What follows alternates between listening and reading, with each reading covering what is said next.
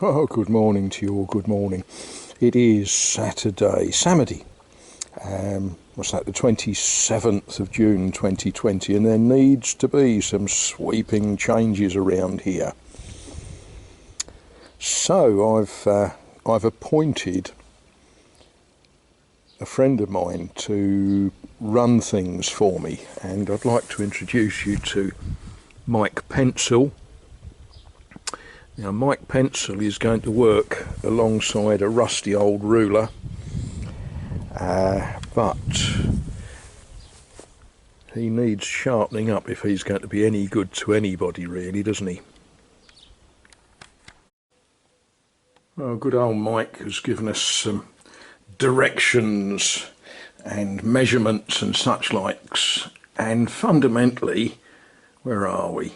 We're going to make a hole in the wall. Now, I've drawn a line for the top, but of course we'll take all of that out because all this is rock held together with, or stone held together with mortar, and it sits underneath an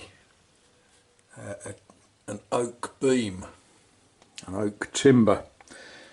So I think it's time to go and get the grinder and start making lots of dust.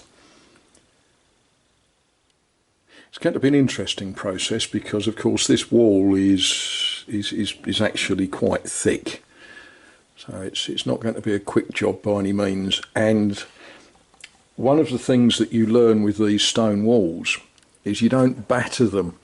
You can lay into that with a 24-pound sledge and it just absorbs the blow, because the stone is soft limestone. It's held together with soft mortar. The way you take these apart is literally you pick them apart. You cut through the plaster and then take one stone out at a time. What's in the core of the wall, I'm expecting to find a mud infill.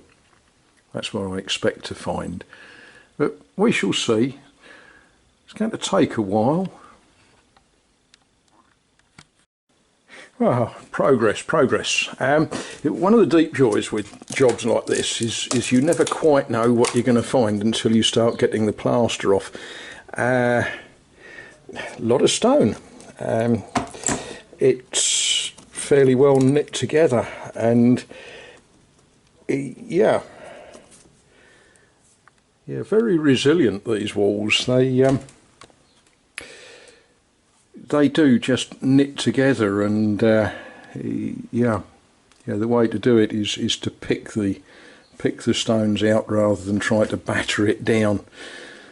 But my belly is telling me that that's enough before lunch, and we'll take a break and continue after lunch.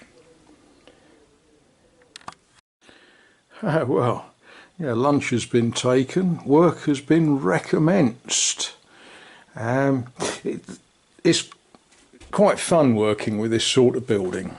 You know, houses that I've put shelves up and things like that in England, you know that beneath the plaster is brick, and you know that the bricks in an old house are 9 inches by 4 inches by 3 inches and all that sort of clever stuff, and you know that if it was built by a proper bricklayer, the courses are nice and straight and level, and so you can work out where to drill holes and things like that.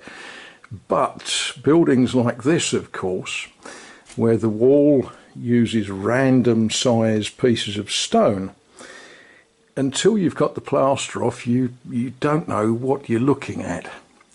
And yeah, I'm happy with the progress. The next thing to do is to start taking it down stone at a time. And some of them, as you can see, are quite big chunky stones. A lot of them aren't. And they're locked together. I've shown you this before. They're locked together with mud mortar, it crumbles out quite easily. But as I say, behind these stones I'm expecting to find a rubble infill. I'm expecting to find that, but you know, we'll find it when we find it.